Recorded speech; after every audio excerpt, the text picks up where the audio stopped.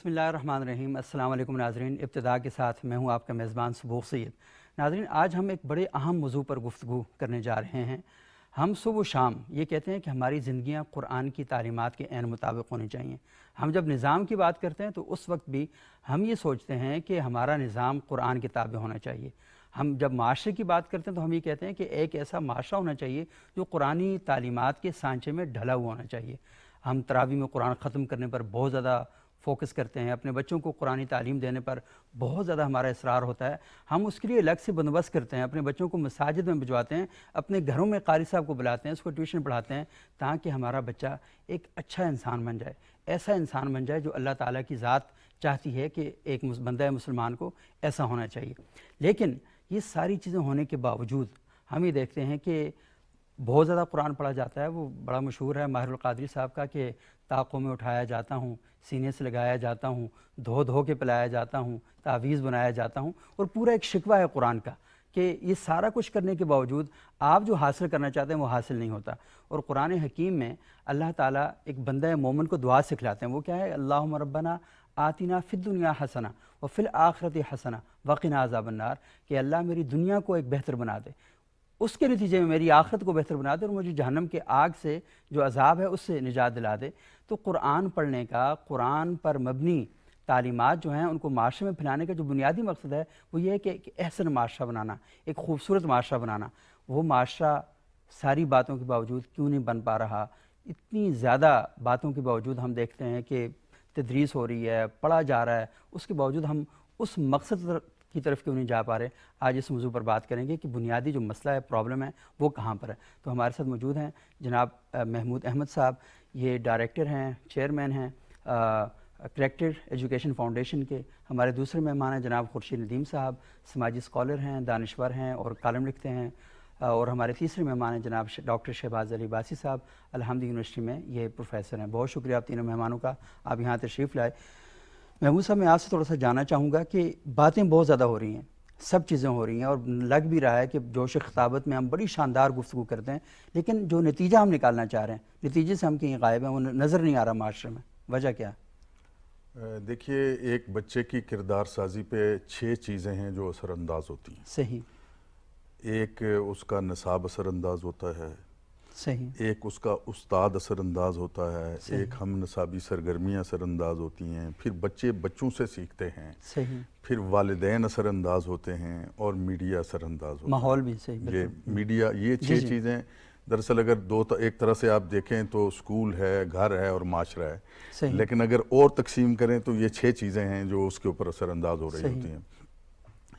لیکن ہمارا اصل مسئلہ یہ ہے کہ یہ 6 چیزوں کے ساتھ کچھ نیشنل آبجیکٹیو ہونے چاہیے کہ ہم بچے میں پیدا کیا کرنا چاہتے ہیں، کیا کرنا چاہ رہے ہیں۔ صحیح۔ وہ بھی طے نہیں ہے قومی سطح پہ صحیح۔ کہ ہم ایک بچے میں کون سی 20 خوبیاں پیدا کرنا چاہتے ہیں، یہ قومی سطح پہ کوئی طے نہیں ہے۔ کوئی طے نہیں ہے، صحیح بات۔ نمبر 2، اور وہ پھر 1 سے لے کے پیرنٹنگ سے لے کے میڈیا سے لے کے ہر ایک اس کو فالو کر رہا ہو تو پھر وہ بچہ ویسا پیدا ہو سکتا ہے۔ صحیح۔ تو ہر ایک کا اس وقت تو اگر آپ دیکھیں تو نصاب میں بھی اس طرح سے یہ کام نہیں ہو رہا ہے۔ جو ٹیچر ہے، کسی ٹیچر کے ذمے بچے کی کردار سازی ہے ہی نہیں ہے۔ صحیح۔ جو اسلامیات کا ٹیچر ہے اس کے ذمے میں یہ ہے کہ بچے کے اسلامیات میں میٹرک میں کتنے نمبر آئیں گے، صحیح، اس کے ذمے، یہ اس کی جاب ڈسکرپشن میں ہی نہیں ہے۔ اسی طریقے سے گریڈ ہائی ہونے چاہیے، اسی طریقے سے اگر آپ دیکھ لیں کہ جو کو کریکولر ایکٹیویٹی ہے ان کا بھی مقصد کوئی کردار سازی نہیں ہے۔ بچوں سے ڈرگز، جو نیک گھرانوں میں بچوں سے سیکھ کے آتے ہیں، ایسے ہی ہے، ایک خاص عمر میں بچے سب سے زیادہ بچوں سے سیکھ رہے تھے، پیئر کے کنٹرول کا بھی کوئی سسٹم نہیں ہے۔ اور والدین کا جو ہمارا اصل تو یہ گفٹ جو بھی ملتا ہے، ایک نکاح کے نتیجے میں میاں اور بیوی کا جب رشتہ قائم ہوتا ہے تو ایک خاندان کی بنیاد پڑتی ہے اور اللہ تعالیٰ انعام میں انہیں بچہ دیتا ہے۔ تو اصل ذمہ داری تو ان کی ہے تربیت کی، لیکن ہماری پوری، اور اس میں بھی ماں کی 75% زیادہ، یعنی ماں کا بہت زیادہ بڑا کردار ہے۔ تو اسی وجہ سے نبی اکرم صلی اللہ علیہ وسلم نے کہا بھی ہے کہ سب سے زیادہ حق تمہاری ماں کا ہے، تمہاری ماں کا ہے، تمہاری ماں کا۔ تو تربیہ میں بھی ماں کا 75% اختیار ہے۔ تو ماں کو بھی اتنی بڑی خواتین کی ہماری نظام ہے تعلیم کا، اس کے اندر ایک حرف اس بات کے لیے نہیں ہے کہ اس نے بچوں کی تربیت کیسے کرنی ہے. بچے کی جو ہے وہ جذباتی نشو و نما بھی ہے، اس کی جسمانی نشو و نما بھی ہے، اس کی روحانی نشو و نما بھی ہے، اس کی سماجی نشو و نما بھی ہے، اس کی ذہنی نشو و نما. 5 طرح سے بچہ جو ہے وہ ڈیولپ ہو رہا ہوتا ہے. اور جب بچہ 5-6 سال کا اسکول میں آتا ہے اس کی تربیت کی بنیاد 95% مکمل ہو چکی ہوتی ہے. تو جب یہ اسکول میں داخل ہوتا ہے اس وقت، جب وہ اسکول میں داخل ہوتا ہے اس کے بعد نالج کا اضافہ تو ہوتا رہتا ہے، بالکل ہاں. لیکن یہ سائنٹیفکلی یہ پروون ہے کہ اس کی جو شخصیت پہلے 5 سال میں بن جاتی ہے، بقیہ زندگی وہ اسی کے اوپر عمارت تعمیر ہوتی رہتی ہے. صحیح. تو اگر بنیاد ہی ٹیڑھی ہو گئی تو ہم نے جو ہمارے گیپس ہیں نا وہ بہت بڑے بڑے گیپس ہیں. نصاب میں بھی گیپ ہیں، استاد میں بھی گیپ ہیں، کو کریکولر ایکٹیویٹی بھی ادھر نہیں ہے، پیئرز میں بھی بالکل اور معاملہ ہے. اور پھر سب سے نئی چیز آ گئی ہے میڈیا. تو میڈیا تو اب سب سے زیادہ اثر انداز ہوتا ہے. ایک چھوٹا بچہ ہے اس کے پاس بھی موبائل ماں اس کو دے دیتی ہے اور اس سے وہ جو کچھ سیکھ رہا ہوتا ہے. تو جب تک ہم یعنی قرآن کو ایز اے سبجیکٹ پڑھانا کہ بچے کو یہ انیبل ہو جائے، قرآن کے ساتھ اس کا بیریئر ختم ہو جائے، وہ اللہ کی تعلیمات سے ہدایت حاصل کر سکے. لیکن یہی صرف کافی نہیں ہے، ہمیں اس کے ساتھ ایک ایسا فریم ورک بھی بنانا پڑے گا. اور ہمارا معاشرے کا اس سے بھی بڑا المیہ یہ ہے کہ ہمارا نظام تعلیم بچے کو اس کی ذات کے لیے تیار کر رہا ہے، بچے کو معاشرے کے لیے تیار ہی نہیں کر رہا ہے. معاشروں کا کینسر یہ ہوتا ہے کہ فرد آگے جا رہا اور معاشرہ پیچھے ہو. خورشید صاحب مجھے یہ بتائیں کہ یہ محمود صاحب نے بہت ہی اچھی بات کی کہ یہ ساری جگہیں جو ہیں یہ بچوں کو تعلیم یافتہ اور تہذیب یافتہ بنا کر معاشرے میں ایک پروڈکٹ کے طور پر سامنے لاتی ہیں، لیکن ہمارا بچہ یہ کیسا بچہ ہے، یہ کیسے تیار ہو رہا ہے؟ بات صحیح ہے. وہ ہے نا کہ جب سارا جسم ہی زخمی ہو تو اب کہاں کہاں مرہم رکھیں گے. صحیح. تن ہما داغ داغ شد پمبا کجا کچانا. تو صورتحال یہی ہے کہ کوئی اپنی ذمہ داری ٹھیک طریقے سے ادا نہیں کر رہا. مجھے اتفاق ہوتا رہا ہے اسٹوڈنٹس کے ساتھ ٹیچرز کی ورکشاپس میں جانے کا. آپ بھی کئی جگہ میرے ساتھ تھے، یونیورسٹیز کے ٹیچر سے، اسکول کے ٹیچر سے. میں نے ایک سوال کم و پیش ہر جگہ اساتذہ سے پوچھا کہ میں نے کہا کہ آپ کے پاس والدین آتے ہیں، آپ کا انٹریکشن ہوتا ہے والدین کے ساتھ، تو وہ آ کے آپ سے بچوں کے بارے میں کیا پوچھتے ہیں؟ کیا کبھی ایسا بھی ہوا کہ کوئی یہ تو میرے علم میں لوگ آتے ہیں کہ فلاں کیمسٹری میں بچے کے نمبر کم آئے، کیوں کم آئے بتائیں، فلاں سبجیکٹ میں اس کا گریڈ پچھلے سال تو یہ تھا، پچھلے سیمسٹر میں تو یہ تھا، اس دفعہ کم کیوں ہے؟ میں نے کہا کیا کبھی والدین یہ سوال بھی لے کے آئے کہ ہم یہ جاننا چاہتے ہیں کہ ہمارا بچہ کلاس میں بیہیو کیسے کرتا ہے، یہ اپنے ساتھ بیٹھے بچوں کے ساتھ کس طرح اس کا رویہ رہتا ہے، اساتذہ کے ساتھ اس کا رویہ کیا رہتا ہے؟ کبھی ایسا ہوا کہ والدین یہ پوچھنے بھی آئے ہوں؟ تو آپ یقین کریں میرا مشاہدہ اور تجربہ یہ ہے کہ انہوں نے کسی ٹیچر نے مجھے یہ نہیں کہا کہ ہمارے پاس والدین یہ سوال لے کے آئے ہوں کہ ہم یہ جاننا چاہتے ہیں کہ ہمارا بچہ یہاں سیکھ کیا رہا ہے.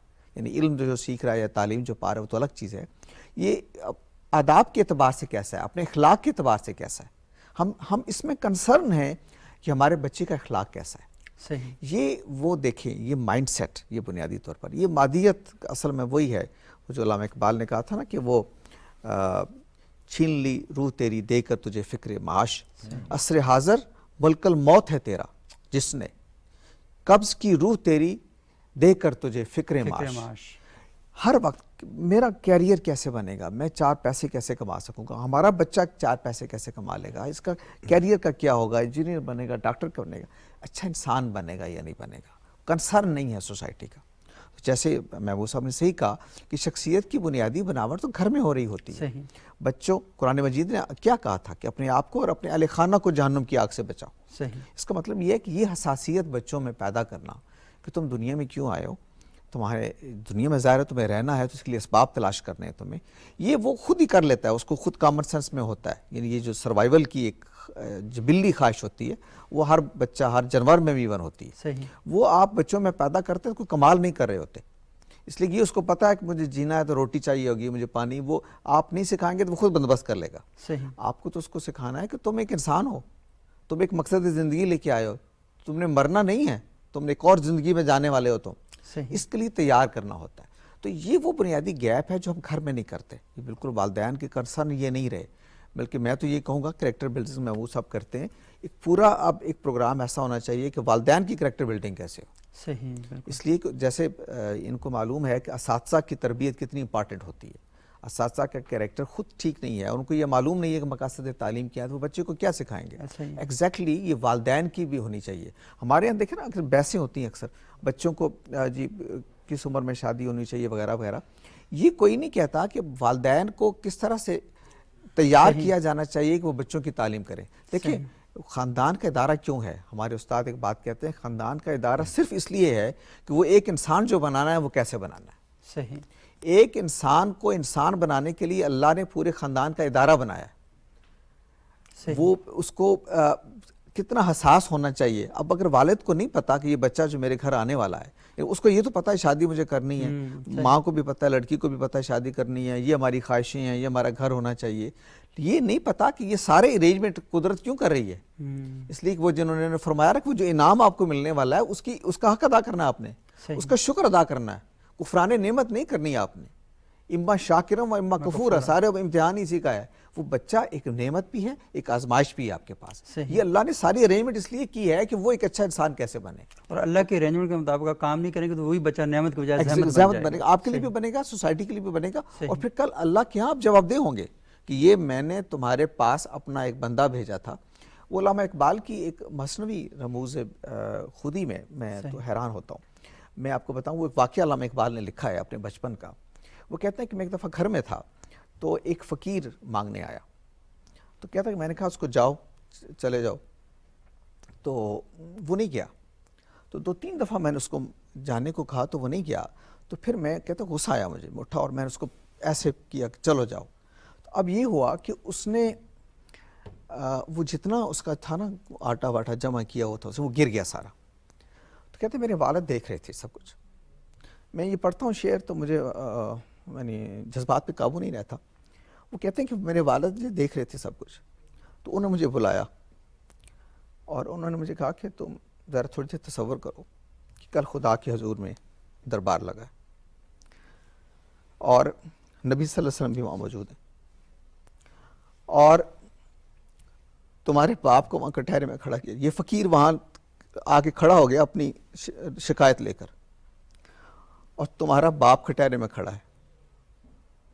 اور رسول اللہ وہ اللہ تعالیٰ کہتے ہیں تم سے مجھ سے پوچھیں گے. وہ لفظ انہوں نے استعمال کیا ہے کہ یہ باغ مصطفیٰ کا ایک غنچہ، یہ میں نے تمہاری طرف بھیجا تھا، یہ لڑکا اقبال نام کا، اس کی تربیت کرو، یہ تم نے اس کو سکھایا. تو وہ کہتے ہیں کہ میرے والد نے مجھے کہا کہ میں جب خدا کے حضور میں کھڑا ہوں گا کل، اور تم مجھے بتاؤ کہ میں کس حال میں کھڑا ہوں گا اور میں کیا جواب دوں گا اس حرکت کا جو تم نے میرے سامنے کی. تو اب آپ دیکھیے کہ یہ ہے باپ، یعنی یہ کیا علامہ اقبال کیا بتا رہے ہیں کہ باپ کو کتنا حساس ہونا ہے کہ میرا بیٹا، میری اولاد میرے سامنے کس حال میں کھڑی ہے اور میں اس کو میرے سامنے ہو رہا ہے سب کچھ.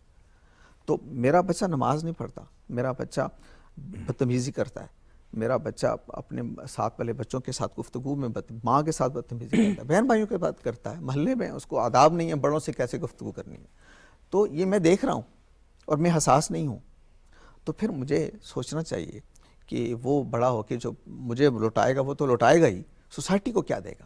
تو کہنا یہ ہے کہ یہ کریکٹر بلڈنگ کا میں تو سچ پوچھیں ساری گفتگو کا مجھے تو حاصل یہ لگ رہا ہے، جیسے محمود صاحب نے بھی بتایا اور ڈاکٹر صاحب نے بھی بتایا، والدین کو ٹارگٹ بنانا پڑے گا.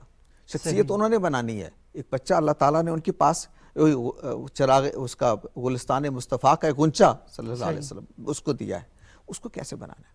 تو یہ وہ اہم چیز ہے جس کو نظر انداز آپ نہیں کر سکتے. میرا خیال یہ ہے کہ کریکٹر بلڈنگ کے لیے کوئی بھی سوسائٹی کے اندر کام ہو اس کا آغاز والدین کی تربیت سے کرنا چاہیے، اور خاص طور پر وہ والدین وہ عمر نوجوان جو شادی کی عمر کو پہنچ رہے ہیں، اب وہ جا رہے ہیں ایک خاص اس میں داخل ہونے کے لیے. میں انڈونیشیا میں گیا، شاید میری بات لمبی ہو رہی ہے، وہاں کی سب سے بڑی مذہبی تنظیم ہے نہضت العلماء. تو ان کے ایک شعبہ ہے خواتین کا، مسلمات کے نام سے.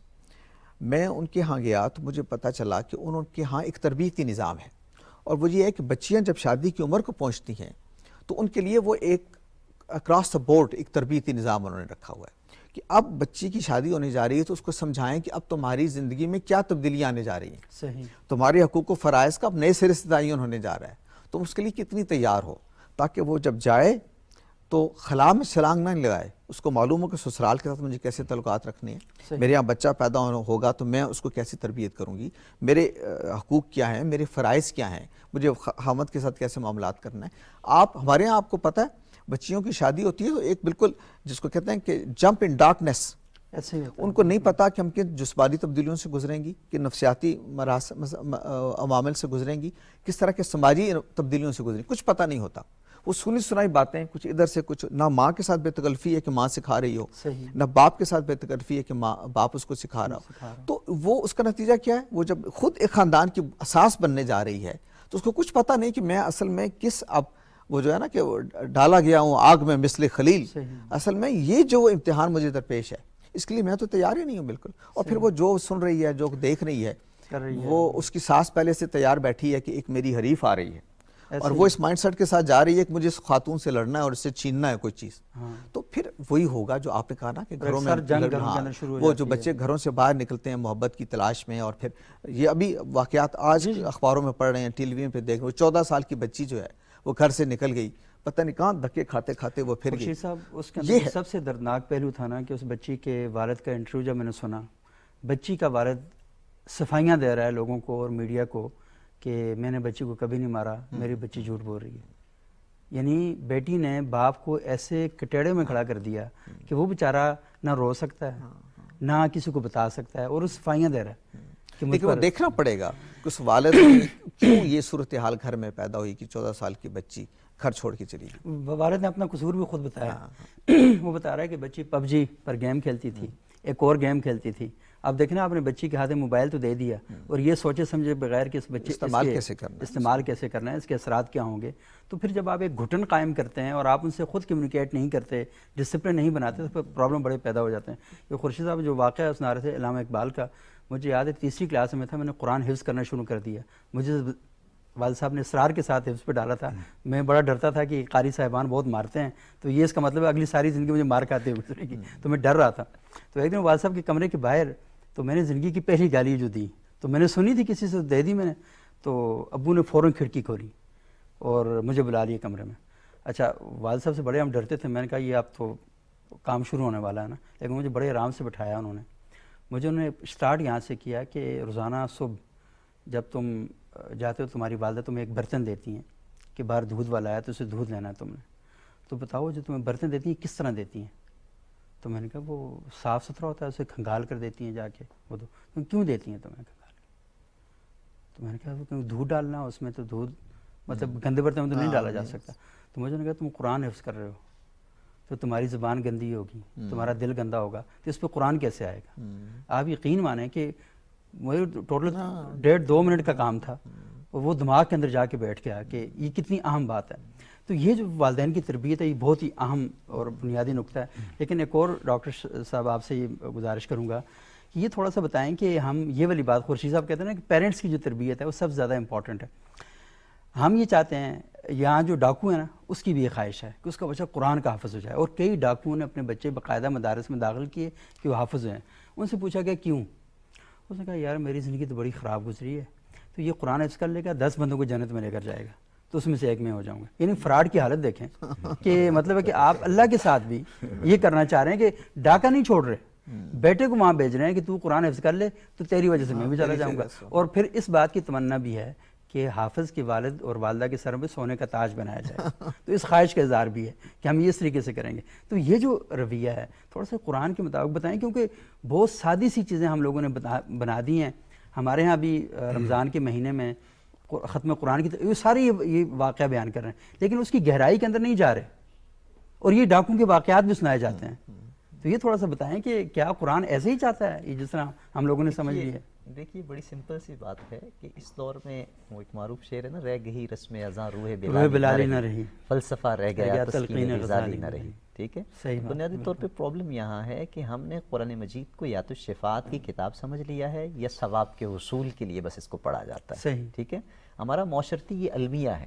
صحیح، وہ کیا کہ ہم قرآن مجید کو صرف یا تو قراءتاً پڑھتے ہیں، اور اس کے علاوہ اگر ہم تھوڑا سا آگے نکل جائیں تو ہم قرآن مجید کے حوالے سے اپنے بچے کو عالم یا حافظ بنانے کی خواہش کرتے ہیں۔ ٹھیک ہے، اس سے بڑھ کر کچھ بھی نہیں ہوتا۔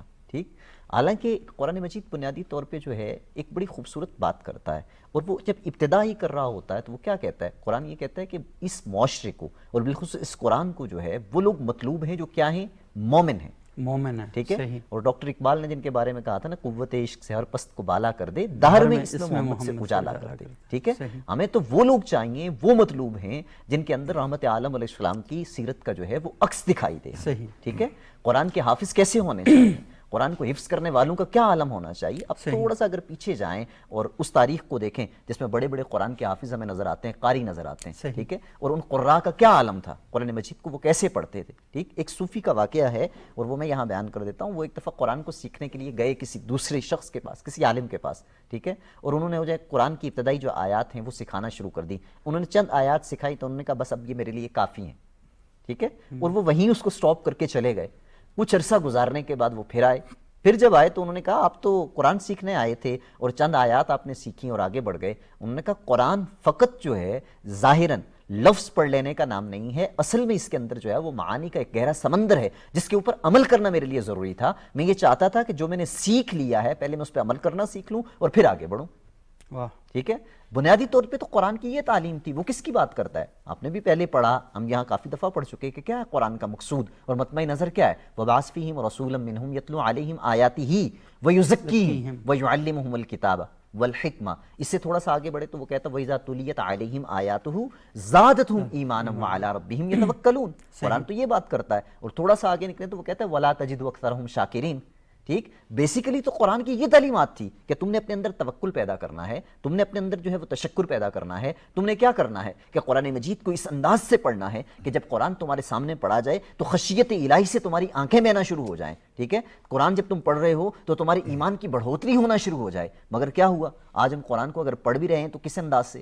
فقط جو ہے وہ لفظ پڑھی جا رہے ہیں، حصول برکت کے لیے پڑھا جا رہا ہے. یا ہم کیا کر رہے ہیں؟ زیادہ سے زیادہ بچی کو جب ہم گھر سے جو ہے وہ کر رہے ہوتے ہیں رخصت تو اس کے سر پہ قرآن رکھا جاتا ہے. ٹھیک ہے. اس سے بڑھ کر ہم قرآن سے کسی جگہ پہ بھی جو ہے وہ استفادہ نہیں کر رہے. حالانکہ قرآن سے مذاق کر رہے ہوتے ہیں. بالکل مذاق کیا بلکہ اعانت کر رہے ہیں قرآن کی، اگر صحیح لفظوں میں دیکھا جائے اور کہا جائے تو. لیکن کیا کریں، چونکہ ہم اس معاشرے میں رہ رہے ہیں جہاں اگر ایسا لفظ یوز کر لیا جائے تو شام کو علماء آپ کو اپنے کٹارے میں کھڑا کر لیں گے اور عین ممکن ہے آپ کی جان بھی لے لی جائے، کیونکہ ہم اس معاشرے میں رہ رہے ہیں. ٹھیک ہے. اس سے بھی بڑی بات کیا ہے کہ قرآن کا نام لے کر قرآن کی تعلیمات کے خلاف کیا جا رہا ہے. بالکل برخلاف کیا جا رہا ہے. اب اس سے آگے دیکھیے کہ ضرورت کس امر کی ہے. ضرورت اس امر کی ہے کہ قرآن مجید نے اور سیرت طیبہ نے ہمیں ایک سٹرکچر دیا ہے. صحیح. ٹھیک ہے. اور وہ سٹرکچر کیا ہے؟ وہ سٹرکچر یہ ہے کہ بنیادی طور پہ تم لوگوں نے وہ کام کرنے ہیں جو اللہ اور اس کے رسول کے بتائے ہوئے احکامات کے مطابق ہیں. ایک اور معروف واقعہ ہے نا کہ ایک شخص کو جو ہے رسالت امام صلی اللہ تعالی علیہ وسلم کی بارگاہ میں لایا گیا ایک بچے کو، اور آپ علیہ السلام سے جو ہے وہ شکایت کی کہ یا رسول اللہ یہ میٹھا بہت زیادہ کھاتا ہے. ٹھیک ہے. تو آپ انہیں منع کرے. آپ نے کہا کل لے آئیے گا.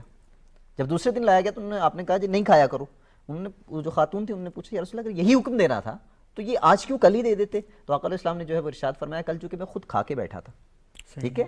پرابلم یہاں ہے کہ ہم جو ہے قرآن مجید پر خود عمل نہیں کرتے. پہلی بات یہ ہے کہ ہم قرآن مجید کو صرف تلفظ یا تو عربی کی وجہ سے، ناآشنائی کی وجہ سے بھی آپ کہہ سکتے ہیں، صرف اور صرف کیا ہے قراءتاً پڑھتے ہیں یا حدر یا مشق کی صورت میں پڑھ لیتے ہیں یا زیادہ سے زیادہ جو ہے وہ اس کو حفظ کر لیتے ہیں. مگر قرآن کا میسج کیا ہے، قرآن کا مقصود کیا ہے، قرآن کا مطلوب کیا ہے، قرآن کا مدعا کیا ہے، قرآن کیوں ہمیں اپنے ساتھ جو ہے وہ مخاطب کرتا ہے. بلکہ یہاں تک جو ہے ہمارے اندر تو یہ تصور ہی پیدا نہیں ہوتا کہ اگر ہم نے اللہ رب العزت سے گفتگو کرنی ہے، اللہ رب العزت کے ساتھ جو ہے وہ اپنی بات چیت کرنی ہے تو اس کے لیے ہمیں کیا کرنا ہے. حقیقت میں تو یہ تھا کہ خالق اور مخلوق کے درمیان یا بندے اور معبود کے درمیان جو گفتگو کا ماحصل تھا وہ قرآن تھا.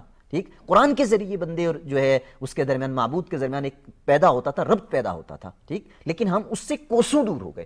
ٹھیک. اس کی کئی ساری وجوہات ہو سکتی ہیں. اس کی ایک وجہ تو یہ بھی آپ دیکھ سکتے ہیں کہ عصر حاضر میں چونکہ ہمارے معاشرتی ترجیحات جو ہیں وہ بدل گئی ہیں. ہم کیا چاہتے ہیں؟ ہم اچھی زندگی چاہتے ہیں، ہم لگژری لائف گزارنا چاہتے ہیں، ایلیٹ جو ہے اس میں جانا چاہتے ہیں، سوسائٹی میں جانا چاہتے ہیں. مگر جو ہمارا مقصود تھا جسے ہم مقصود زندگی کہتے ہیں اس کو ہم بلا چکے تھے. ٹھیک ہے. اور اگر ہم حاصل بھی کرنا چاہتے ہیں، حالانکہ ربنا آتینا فی الدنیا حسنہ کی ہم بات کر رہے ہیں، دنیا کی بہتری جو ہے، اچھی دنیا جو ہے اس میں کوئی حرج نہیں ہے. لیکن اگر آپ ان اصولوں کو جو ہے وہ رون ڈالتے ہیں پاؤں تلے، ان سارے پرنسپلز کو جو ہے وہ کچل دیتے ہیں جو بنیادی طور پہ آپ کو آگے لے جانے کے لیے تھے, ترقی کرنے کے لیے تھے. اگر آپ ایسا کرتے ہیں تو آپ کیا کر رہے ہیں؟ غلط کر رہے ہیں. ٹھیک ہے, آپ ایسا کر رہے ہیں تو بنیادی طور پہ آپ ان تمام بنیادوں کو, ان فاؤنڈیشنز کو جو ہے وہ ڈھا رہے ہیں, جس کی وجہ سے ایک اچھا معاشرہ وجود میں آتا ہے اور ایک اچھا انسان جو ہے وہ پرورش پاتا ہے. ٹھیک ہے, یہ بہت اہم بات آپ کر رہے ہیں جی کہ قرآن جو معاشرہ چاہتا ہے, جو فرد چاہتا ہے, وہ تو اصل میں ایک اچھا انسان تیار کرنا ہے.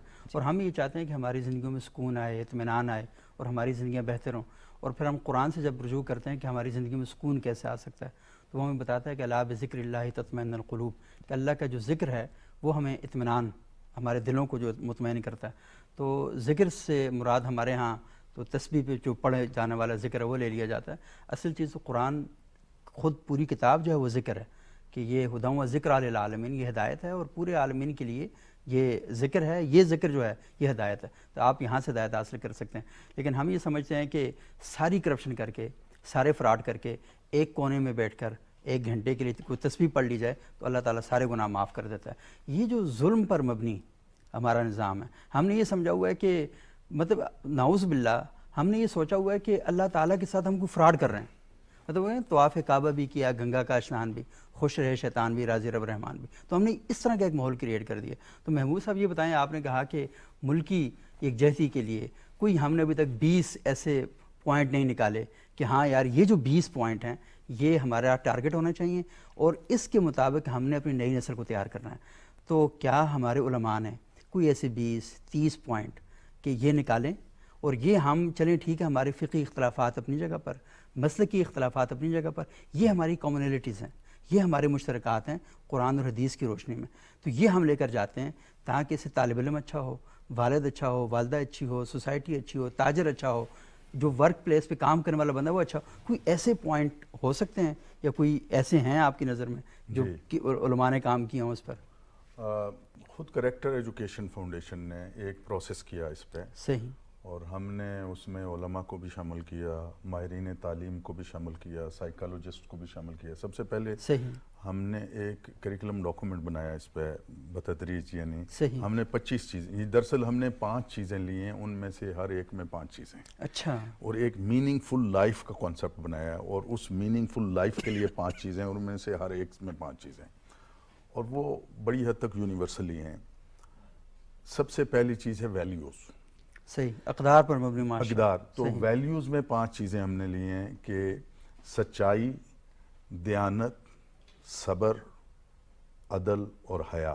یہ 5 جو ویلیوز ہیں, یہ اگر اس میں سے حیا کا کنسپٹ ہمارا اور ویسٹ کا ڈیفرنٹ ہے, صحیح, باقی سچائی, دیانت, صبر اور عدل پہ پوری دنیا کا نظام اس وقت سچائی, دیانت, صبر اور عدل پر ہی قائم ہے. اور جو ان پر عمل نہیں کرتا وہ بھی سمجھ جائے کہ معاشرہ اسی سے بہتر ہوگا. یہ اسی سے. تو ہم کہتے ہیں کہ 5 چیزیں ویلیوز سے ہم نے اٹھائی ہیں. پھر 5 چیزیں ہم نے اٹھائی ہیں ہیبٹ سے. صحیح, عادات, صفائی کی عادت, محنت کی عادت, بہت خوب, پابندی وقت کی عادت, صحیح, مطالعے کی عادت اور مثبت سوچنے کی عادت. تو یہ 5 چیزیں پھر ہیبٹس میں سے ہیں. اچھا, یہ جو ویلیوز پیدا ہونے کا سسٹم ہے, یہ نالج سے ویلیو نہیں پیدا ہوتی. صحیح, بالکل, یعنی وہ ہوتی ہوتی ہمیں دکھائی اگر دیتی. ہوتی تو ہر آدمی جانتا ہے کہ سچ بولنا اچھی بات ہے اور جھوٹ بولنا بری بات ہے. یہ 100% سوسائٹی کا کنسنسس ہے اس پہ. صحیح, لیکن ہمارا ایکسپیرینس وہ ہے, نالج الگ چیز ہے. اب ہم سمجھتے ہیں نا اگر ہم نصاب میں کوئی چیز ڈالیں گے اور بھی کنٹینٹ ڈال دیں تو کوئی فرق نہیں پڑے گا, چونکہ کنٹینٹ سے تو صرف نالج ہی کو میئر کر سکتے ہیں. یہ تو ہم دیکھ ہی نہیں سکتے لیکچر دیتے ہیں لیکن سچ نہیں بولتے, کہ سچ بول رہا ہے یا نہیں بول رہا ہے, یہ دیکھ بھی نہیں سکتے. یعنی یہ تو لمیٹیشن ہے نظام امتحانات کی کہ وہ یہ دیکھ ہی نہیں سکتا کہ بچہ سچ بول رہا ہے یا نہیں بول رہا ہے. نمبر اس بات کے ہیں کہ وہ ریپروڈیوس کر سکتا ہے یا نہیں کر سکتا. تو جو ویلیوز کے ساتھ جو ہیبٹ کا طریقہ بالکل اور ہے. یعنی ہیبٹس کیسے پیدا ہوتی ہیں, ابھی آپ شادیوں میں ہی دیکھ لیں, ہماری پابندی وقت کا حال, یا کسی جگہ پہ, اور ون ڈش کی پابندی کا تو بہت ہی شاندار حال. دنیا میں سیکنڈز کے ساتھ, صحیح, سیکنڈز کے ساتھ ہر چیز نظام, اگر آپ کہیں بھی جاتے ہیں تو وہ ملا ہوا ہوتا ہے. ایسے ہی, تو ہمارے یہاں تو گھنٹوں کی تاخیر کوئی مسئلہ ہی نہیں ہوتا کسی چیز میں. وقت اتنا زیادہ ہے, کم. اس طرح سے ہیبٹس پیدا ہونے کا بھی اور طریقہ ہے. پھر ہم نے تیسرا جو ڈومین بنایا ہے وہ ہے ذات کی نمو. یعنی اس میں خود شناسی, خود احتسابی, خود اعتمادی، خود انحصاری اور خودداری. بہت یہ زبردست، 5 چیزیں بہت زبردست. ملتی ہیں تو آدمی کی اور ابھی تو صرف ایک ہے خود نمائی. ہاں خود اس وقت نمائی چل ہے رہا ہے. وہ. اچھا یہ تو حصہ نہیں ہے وہ اس کا الٹ ہے نا، جیسے سچ کا میں الٹ کہوں ہے ابھی جھوٹ. اس وقت یہی چل رہا ہے، لیکن یہ آپ نے بہت شاندار بتایا کہ یہ 5 چیزیں اچھا اس سے ڈیولپ، یہ بھی ہمارے نظام تعلیم میں ہے ہی نہیں ہے. بے شک نہیں. اسی طرح سے پھر جو اس وقت دنیا میں جو ہمارے ہاں اگر آپ دیکھیں نظام تعلیم میں، تو ریسرچ وغیرہ جو ہے وہ اب ایم فل کے لیول پہ آتی ہے، اور اس کا بھی حال اتنا گیا گزرا ہو گیا ہے. تو اب دنیا میں جو اس وقت بیکلورس کا سسٹم ہے، وہ 1 سے بچے کو جو ہے وہ ریسرچ کے اوپر لے جاتا ہے. سب سے مہنگا سسٹم ہے دنیا میں. اچھا. تو اب کیا ہے کہ ہمارا تو ہم اس میں بچے میں جو ہے وہ ابلاغ کی مہارت، تحقیق کی مہارت، فیصلہ سازی کی مہارت، تنظیم کی مہارت اور منصوبہ سازی کی مہارت. تو یہ 5 چیزیں یہ ہیں. پھر حقوق و فرائض میں سے 5 چیزیں اٹھائی ہیں: اللہ اور رسول کے حقوق، ذات کے حقوق، خاندان کے حقوق، رشتہ داروں کے حقوق اور معاشرے کے حقوق.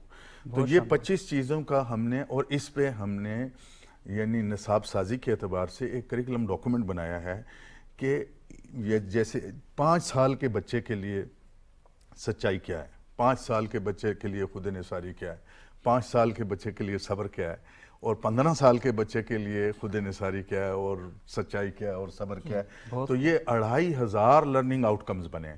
اس میں ہم نے اوامر و نواہی کو شامل کیا ہے، محاسن و رذائل و اخلاق کو شامل کیا ہے، حب الوطنی کو شامل کیا ہے، کچھ اور کراس کٹنگ ہم اسلامی تہذیب و ثقافت کو شامل کیا ہے. تو ایک ہم نے ایسا ڈاکومنٹ بنا دیا ہے کہ اگر گورنمنٹ کبھی بھی یہ چاہے کہ، بلکہ ہم تو گورنمنٹ کے پاس گئے اور ہم نے کہا کہ یہ قومی اوصاف آپ ڈکلیئر کریں کہ اب، اور ان پر عمل بھی کریں، اور ان پہ عمل. دیکھیے وہ پورا ایک نظام بنانا پڑے گا. وہ نظام صرف ایک چیز سے نہیں بنے گا، یعنی نصاب میں بھی ہو جائیں گی. اس کے مطابق استاد کی تربیت کرنی پڑے گی. استاد کے ہم نے 3 درجے بنائے: مدرس، معلم، مربی. نبی اکرم صلی اللہ علیہ وسلم معلم بھی تھے، نبی اکرم صلی اللہ علیہ وسلم مربی بھی تھے.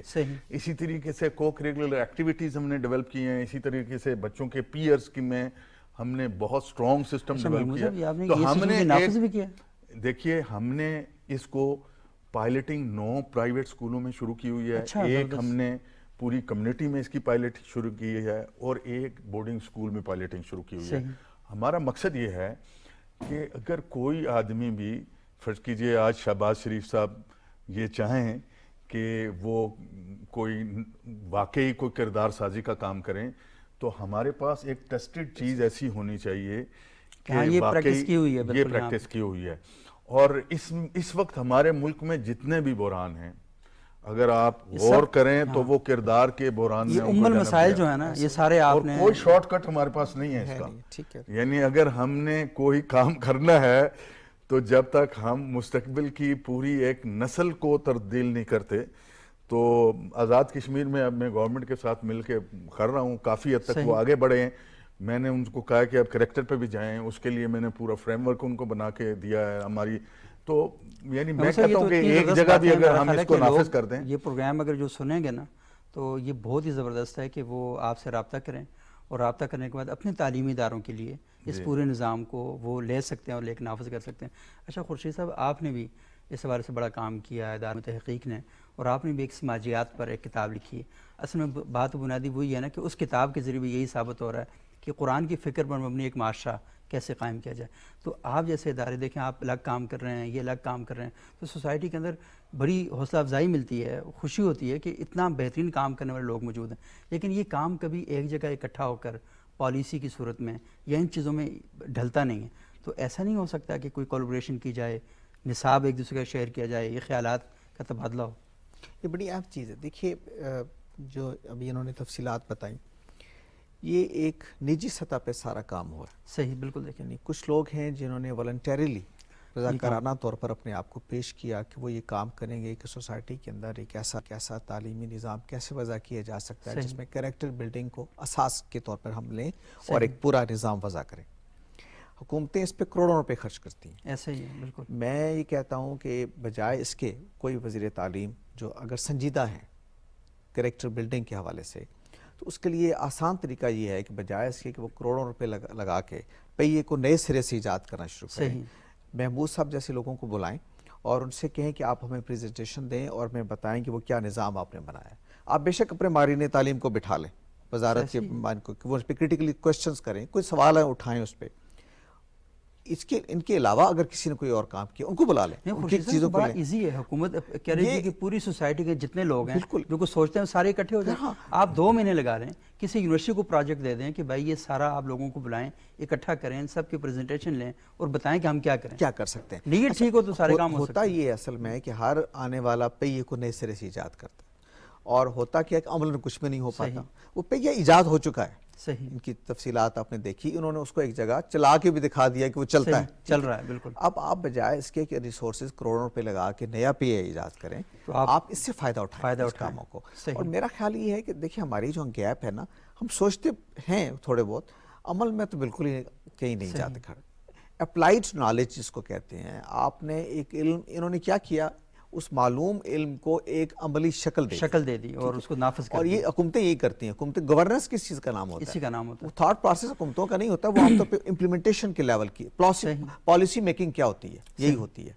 तो मैं ये कहूँगा कि हमारे यहाँ एहसन इकबाल साहब है, वो लोग जो एजुकेशन को समझते हैं, प्राइम मिनिस्टर साहब, उनको चाहिए कि इन तरह की चीज़ों को वो लेके आएँ। रहमतुल्लाह अलमीन अथॉरिटी मस्टम ने बनाई है, उसका एक कंपोनेंट ये है कि कैसे आप एजुकेशन सिस्टम को सारा सीरत बेस्ड बनाएं सारा। तो उसके लिए भी चाहिए कि ये सारे काम जो हो चुके हैं इसको आप सामने लाएं और इसकी बुनियाद पर वजारतों को हदायत करें कि ये हुआ हुआ काम है, अब आप इसको नफाज करें, इसको नाफिज करें और ये ऑलरेडी प्रैक्टिस शुदा है। अच्छा डॉक्टर शहबाज साहब, क्योंकि काम है, आप एक यूनिवर्सिटी में पढ़ा रहे हैं, अभी देखना कि महमूद साहब का काम है, खुर्शीद साहब का काम है, क्या ऐसा नहीं हो सकता है कि आपकी यूनिवर्सिटी में या दीगर जो यूनिवर्सिटी में जो लोग सुन रहे हैं इस बात को, कि वो इन लोगों को बुलाएं और वहाँ पर बैठ के गुफ्तगू करवाई जाए? क्योंकि आपके यहाँ जो बच्चे पढ़ रहे हैं तो माशाल्लाह बच्चे तो नहीं है ना, यूनिवर्सिटी के तालिब इल्म हैं, और इन्होंने तो फौरी तौर पर निकल कर सोसाइटी में जाके प्रैक्टिस शुरू करनी है, चीज़ों को संभालना है। तो ये बहुत शानदार एक कम्बिनेशन नहीं बन जाएगा कि आप पढ़ा रहे हैं, ये लोग गौर व फिक्र कर रहे हैं, दायरे बना रहे हैं, किताबें लिख रहे हैं,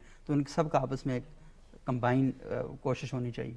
मेरे ख्याल से तो इल्म जो है ना, वो पहली बात ये है कि एक्सचेंज, नॉलेज को एक्सचेंज करना ये तो बुनियाद है, ठीक है। दूसरी बात ये कि जैसे महमूद साहब ने कहा, खुर्शीद नदीम साहब ने कहा, ऐसे ही हमारे इदारे, हमारी यूनिवर्सिटी के अंदर भी कैरेक्टर बिल्डिंग के हवाले से एक पूरा शोबा कायम है। अच्छा, ठीक है, ज़बरदस्त। मैं उसका थोड़ा सा आपको जो है इंट्रो करवा देता हूँ।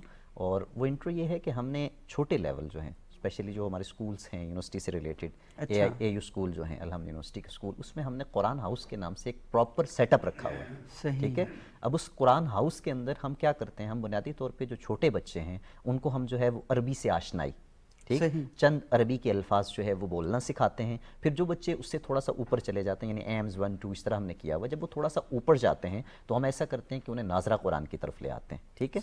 और फिर जो बच्चे उससे थोड़ा सा ऊपर चले जाते हैं, हम उन्हें पार्शल हिफ्ज़ की तरफ लेके आते हैं कि वो थोड़ा थोड़ा कुरान मजीद ज़रूरत के तहत जो है वो हिफ्ज़ करें, और उसके बाद जो है वो हम रफ्ता रफ्ता उनको तर्जुमे और तफसीर की तरफ लेके आते हैं। और इसी तरह हमने यूनिवर्सिटी में ये किया है कि इस्लामिक वैल्यूज़ के नाम से, डिपार्टमेंट ऑफ इस्लामिक वैल्यूज़ के नाम से जो है पूरा एक डिपार्टमेंट बनाया हुआ है। हमारे जो VC साहब हैं, यानी प्रेसिडेंट साहब डॉक्टर शकील रोशन, उनका ये विजन है कि हमने स्टूडेंट्स के जो है वो सिर्फ डिग्रीज नहीं देनी, यानी इसलिए नहीं कि हम उन्हें जो है वो तालीम दे के और डिग्री जिस भी मतलब डिसिप्लिन से वो हैं वो उनको डिग्री थमाएं और वो चले जाएं, बल्कि वो ये कहते हैं कि हम ये चाहते हैं कि तालीम के साथ साथ बच्चों के अंदर तरबियत और शऊर को बेदार करना है। उसके हवाले से हम यूनिवर्सिटी के अंदर प्रॉपर एक्टिविटीज़ जो है वो क्रिएट करते हैं, सीरत क्विज की बात होती है, ये हम करते हैं, और डिफरेंट जो है कैरेक्टर से रिलेटेड चीज़ें जो है इस दारों के अंदर में से वहाँ पर हो रहा होता है। ये बहुत ही ज़बरदस्त किस्म के काम जो है, कोलैबोरेशन नहीं है। मैं तो चाहूँगा कि ये बात जो हमारे प्रोग्राम जो है वो बिल्कुल उसका बुजुर्ग आबाद में ये तशरीफ लाएं, बल्कि मैंने इंशाल्लाह ये बड़ा अच्छा, बहुत अच्छा कोलैबोरेशन जो है हो सकता है। होगा। बहुत शुक्रिया डॉक्टर शहबाज भाई साहब, खुर्शीद नदीम साहब,